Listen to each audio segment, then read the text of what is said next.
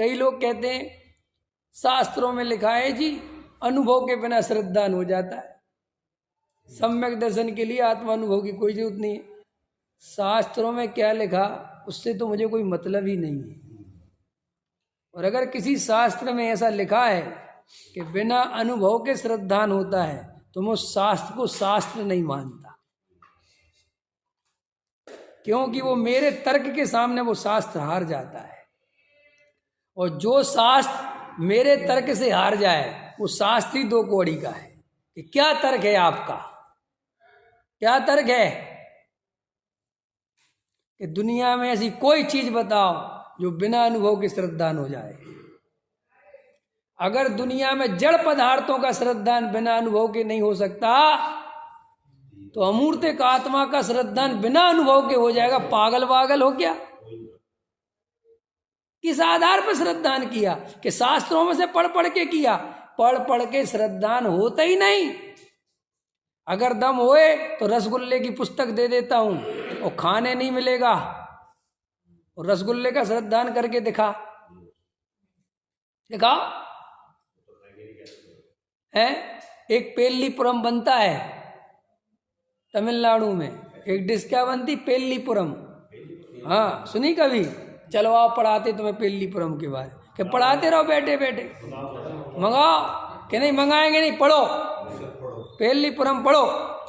चावल से बनती है, इसमें बनती है, सूजी मिला के बनती है, फिर ऐसे करते। अरे भैया कितना ही समझाऊं, कितना ही कुछ बताऊं, पेल्लीपुरम का श्रद्धान नहीं हो सकता। पेल्लीपुरम खानी पड़ेगी। अभी मैं पेल्लीपुरम समझा रहा हूं, गारंटी से कोई श्रोता पूछेगा पंडित जी वो आपने पेल्लीपुरम बताई थी वो क्या होता है? मुझे पता है श्रोता गजब गजब के प्रश्न पूछते हैं। मुझे हंसी आती कि तो मैंने एक सड़ा सा उदाहरण दिया था, उसको सिद्धांत की चिंता ही नहीं। वो तो कहता पेल्लीपुरम बता दो, ये एक नई डिश है और मैंने तो अभी तक खाई नहीं, क्या पता इसको खाए बिना रह जाऊं है। और मैं तो साउथ में चलता हूँ भैया, लेकिन बता तो दो। और हकीकत में कहो अभी कोई हो ना वहां का तो कहो वो पूछने चला जाए कि जी भाई पेल्लीपुरम अपने तमिलनाडु में कहाँ चलता है।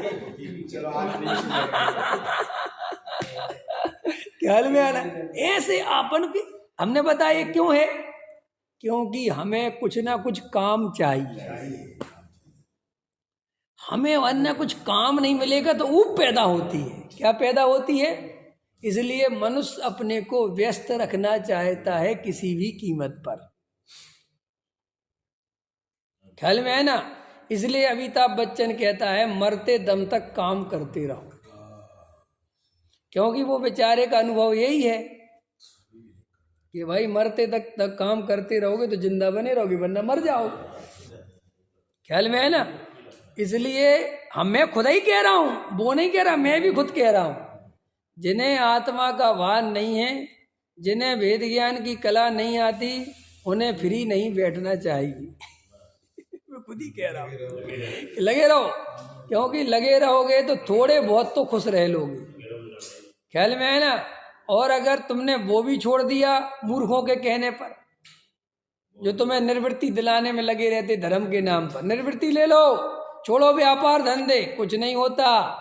पहले आत्मा की सच्ची रुचि पैदा करो, व्यापार धंधे बाद में छोड़ देना। हाँ अपने आप ही छूटते, हकीकत बात तो ये है। फिर भी आपकी भाषा में बोल देता हूं कि भैया छोड़ देना बाद में। ख्याल में? लेकिन ब्रह्मचारियों को तुम्हारे भोग बर्दाश्त नहीं हो रहे। अज्ञानी है जो, असली ब्रह्मचारी की बात नहीं करता मैं, नकली की, ठीक है ना? जो नकली ब्रह्मचारी है उनको रमेश जी के काले बाल बर्दाश्त नहीं हो रहे। बुढ़ापे में काले बाल करते हो। अरे भाई रमेश जी के बाल हैं, बुढ़ापे में करें, जवानी में करें, करने दो ना। नहीं तुम्हें क्या तकलीफ है? तुम तो ये कहो कि रमेश जी आत्मा का भान करो, समय जा रहा है, इतनी बात कहो। अब वो क्या करे क्या नहीं करे वो उसकी जिंदगी है, लेकिन तुम्हें आत्मा के भान की चिंता नहीं है। तुम्हें रमेश जी के काले बाल देख देख के लग रहा है कि मेरे तो बचे नहीं, और मैं ब्रह्मचारी आदमी, और ये बुढ़ापे में भी जो काले बाल करने में लगाया तो हो सकता है मजा आता हो। अब उसका मजा बर्दाश्त नहीं हो रहा। तो किसी का मजा बर्दाश्त नहीं हो तो मनुष्य क्या करता है? जल्दी बताओ। मनुष्य पे मजा दूसरे का बर्दाश्त नहीं हो तो वो दो ही काम करता है, या तो उसका मजा बिगाड़ता है, और अगर बिगाड़ नहीं पाए तो मजे की सजा मिलेगा, ये सोच सोच के मजे लेता है। क्या कहा? या तो मजा बिगाड़ता है, और बिगाड़ नहीं पाए तो क्या सोच सोच के मजे लेता है कि कोई बात नहीं बेटा, आज भोग लो, ले लो मजे, जितने मजे लोगे इसकी सजा कई गुनी मिलेगी, ये सोच सोच के अपने को संतोष देता रहता है। तो मैं ये कह रहा हूं कि निर्वृत्ति लेने से पहले आत्मा से सच्चा प्रेम कर लेना। कि क्यों? कि अगर तुमने आत्मा का प्रेम जाना नहीं, आत्मा के अनुभव में उतरे नहीं, और बिना सोचे समझे निर्वृत्ति ले ली, तो तुम्हें सोनागिर के पहाड़ दिल्ली की गाड़ियों से ज्यादा खाएंगे। क्या कहा मैंने? सोनागिर के पहाड़ दिल्ली की गाड़ियों से ज्यादा खाएंगे। माने किसका अर्थ क्या है? कि यहाँ तो थोड़े बहुत कम बोर हो गए, वहां तो इतने हो गए कि ये कहोगे किस घड़ी में बाल ब्रह्मचारी बन गए, कहाँ फंस गए, किसी से कह सकते नहीं। एक आदमी ने नाक काट ली किसी के कहने पे, अब भैया तो बड़ी बदनामी हुई गांव में, अब नक्कटा कहने लगे सब। उसने कहा यार ये तो आफत हो गई। वो साधु बन गया वो। अब साधु बन गया तो सबसे कहने लगा कि जब तक नाक नहीं कटेगी तब तक आत्मा का अनुभव नहीं होगा। समझ में आएगी नहीं? अब उसकी तो कट गई थी गलती से, लेकिन उसकी कट गई थी गलती से, लेकिन वो बाद में बदनामी के चक्कर साधु बन गया। अब नक कटे से कौन तो शादी करे, ख्याल में है ना? तो उसने एकदम नक कटे बाबा कहना ले। कौन से कटे बाबा? नाक कटे बाबा। तो सब लोग कहें जी आपकी नाक कटने का राज क्या है? बोले मुझे एक बहुत बड़े हिमालय में तपस्वी मिली थी, मैं आत्मा की खोज में गया था। बोले अच्छा फिर क्या हुआ? बोले उनने मुझे रहस्य बताया, ये जो मनुष्य जाति के जीव हैं, ये जो इतना समय सार सुनते हैं, इतनी जो आत्मा की बातें सुनते हैं, इनको फिर भी आत्मानुभव नहीं होता, उसका कारण मुझे बताया। बोले क्या कारण है? बोले ये नाक काट लो, क्या हो जाएगा? आत्मा मिल जाएगा, परमात्मा मिल जाएगा।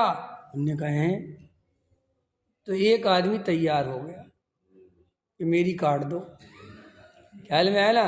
तो बोले चलो, ले गए बेचारे को कमरे में झाड़ के पीछे और उसकी काट दी नाक काट दी, खून अलग निकला और आत्मा का अनुभव तो हुआ नहीं। उसने कहा महाराज कुछ भी नहीं हुआ। बोले मुझे भी कुछ नहीं हुआ, लेकिन अब वहाँ किसी से मत कह दियो। समझ में आया कि नहीं आया? अब क्या कह रहे? अब वहाँ किसी से मत कह दियो कि कुछ नहीं हुआ, वरना तुझे मूर्ख समझेंगे। जैसा मैं मूर्ख बन गया था ऐसा तू भी बन गया है। लेकिन अब बाहर अपनी मूर्खता मत दिखाइयो, खूब जोर जोर से चिल्लाइयो कि हो गया, तो 2-4 और कट जाएंगे। ख्याल में है ना? और मेरा संग बड़ा होता चला जाएगा। संग बड़ा करना है कि नहीं करना है? बड़े, क्योंकि जितना संग बड़ा साधु उतना बड़ा, और संग जितना छोटा साधु उतना छोटा। इसलिए बड़ा संग, चाहे जिस अज्ञानियों को दीक्षा देते जाओ, चाहे जिसको ब्रह्मचारी त्यागी वृत्ति बनाते जाओ। कि क्यों बना रहे महाराज? अरे बनने तो तुम्हारा क्या जा रहा, जा तो हमारा कुछ नहीं जा रहा, ये तो हमें ही पता है। लेकिन ऐसे अज्ञानियों के ढेर लगाते जाओगे तो ये नक कट्टे बढ़ते चले जाएंगे। क्या करें? समझ में आ गई कि नक कटे की कहानी समझ में आ गई? इसलिए भाई पहले आत्मा से सच्चा प्रेम करो और देखो अंदर कितनी गहराई में तुम्हें प्रेम है कि नहीं। तुम ज्यादा भागम भाग मत करो। जब तुम्हें आत्मा से इतना प्रेम जग जाए कि एकांत में कोई भी ना हो, न रिश्तेदार हो, न भाई बहन हो, न पत्नी हो, न बच्चे हो, और फिर भी तुम्हें आनंद के झरने झरने लग जाएं, तुम्हें फिर भी मौज आने लग जाए, और 2-4 दिन की मौज मत समझ लेना कि हमें आ रही। क्योंकि पत्नी 2-4 दिन के लिए मायके जाए तो बहुत अच्छा लगता है, पत्नी को भी और पति को भी। क्यों लगता है? क्योंकि वो थोड़ी देर के लिए बंधन से मुक्ति का अनुभव करते हैं, लेकिन वो मुक्ति पसंद नहीं आती ज़्यादा दिन। फिर वो मुक्ति ही बोर्डम देने लगती है कि 4 दिन हो गए अब नहीं। फिर वो अकेला, अरे कुछ भी कहो, क्यों तुम तो बड़े खुश हो रहे थे कि पत्नी चली गई, बड़े खुशी में थे, नहीं समझ में आया कि बस अब खुशी खत्म, अब वापस बुलाओ, क्योंकि अब ऊब आ गई। ऊब समझ गए? ऊब क्या होती है? कोई पर्टिकुलर परिस्थिति एक जैसी बनी रहे तो ऊब आती है। इसलिए मनुष्य क्या करता रहता है, जैसे अभी तुम्हारे घर में कौन सा कलर है? वाइट मान के चलो, तो अब दूसरा कराने की सोचते हो, क्यों? अब दूसरा कराओ, ये तो पिछली बार कराया। ख्याल में आया कि नहीं आया? ऊब हो गई। कपड़े तुम बदलना चाहते हो, अरे यार अरविंद जी पत्नी से कहा ये शर्ट हटाओ, शर्ट तो बढ़िया है, कोई फट गई नहीं, कोई कमी नहीं, तो फिर क्यों? अरे पहन पहन के थक गया, ऊब हो गया, ऊब गया। अंतर समझे? और वो ऊब जितनी जहरीली है उससे ज्यादा जहरीली फटी हुई शर्ट नहीं है। आदमी के अंदर फटी हुई शर्ट पहनने में आनंद आ सकता है, लेकिन ऊब आ जाए तो 1 लाख का सूट भी दुख देने लग जाए। ऊब इतनी खतरनाक चीज है, मैं इस पर बोलना चाहता था। इसलिए मैंने अभी 2-3 दिन में अनुभव किया कि जब मनुष्य इन सब चीजों से गुजरता है और वो आत्मा के करीब पहुंचने को होता है, जहां उसको आत्मा मिलने ही वाला है, उसके पहले घेरा डालती है ऊब। उसके पहले क्या घेरा डालती है? माने समझ लो 3 पहाड़ हैं, समझना इंजीनियर साहब, 3 पहाड़ हैं। एक पहाड़ तो है बाहर का, ठीक है, वो पहाड़ तो समझ गए ना, घर गृहस्थी मकान दुकान ये वो, एक पहाड़ तो वो है। उस पहाड़ को तुमने जैसे तैसे समझ लो पार कर लिया, वहां से उपयोग हटा लिया। दूसरा पहाड़, दूसरा कौन सा है? दूसरा पहाड़ है मन में चलने वाली अनेक प्रकार की भावों की प्रवृत्तियां, या समझ लो शरीर, इनसे भी उपयोग हटा लिया। और वहां पे जो अंदर मोह राग द्वेष के परिणाम है, संकल्प विकल्प है, समझ लो उनसे भी सोच लिया कि ये भी मेरा स्वरूप नहीं है। अब आपको जो चौथी चीज घेरती है कि ये भी सब समझ में आ गया, सब ठीक हो गया, लेकिन अब करें क्या? चौथी चीज क्या घेरती है कि ये सब ठीक हो गया, लेकिन अब बैठे बैठे करें क्या? राग द्वेष नहीं हो रहा, कि नहीं हो रहा है तो भी क्या करें? कौन सी चीज घेरती है? ऊब। वो एकांत में क्या घेरती है कि जैसे आपने 5 मिनट ध्यान कर लिया, 7 मिनट ध्यान कर लिया, तो आप जो बेचैनी सताने लगती है, जो भागने का मन करता है, कुछ करो, किसी को फोन मिलाओ, किसी के यहाँ चलो, या व्यापार में चले जाओ, कहीं चले जाओ, क्योंकि अब आप इससे ज्यादा बोरिंग बर्दाश्त नहीं कर सकते। ऊब इसलिए, वो ऊब जब आपको तकलीफ देती है और वो इस मात्रा में देती है कि आपको ऐसा लगता है कि कुछ करूं, बेचैनी होती है। इसलिए बहुत सारे लोग निर्वृत्ति भी ले लेते हैं, त्यागी वृत्ति भी बन जाते हैं, लेकिन वे शांति से बैठ नहीं पाते, क्योंकि उनको शांति से बैठते ऊब घेरती है। क्या घेरती है? इसलिए वो सोचते हैं कुछ करो, इसलिए वो क्या सोचते हैं? कुछ करो, बड़ा विधान रचाओ, कम से कम लोग आएंगे बड़े विधान में, बड़ा जलसा होगा, लोग आएंगे जाएंगे मिलेंगे तो कुछ रौनक बनेगी और हमारी ऊब खत्म होगी।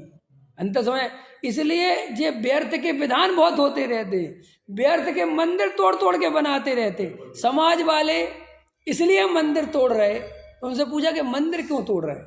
कि हमारे दुनिया भर के मंदिर टूट रहे हैं, बन रहे हैं, हमारे यहाँ कुछ उठापटक हो ही नहीं रही। कि तुम्हारे यहाँ इसलिए नहीं हो रही, तुम्हारा मंदिर बढ़िया है, तुम्हें कोई जरूरत नहीं है? कि जरूरत नहीं है तो भी अब होना चाहिए, 30 साल से वही मंदिर है। ये जो मनुष्य के अंदर ऊब पैदा होती ना, वही चीज देख के।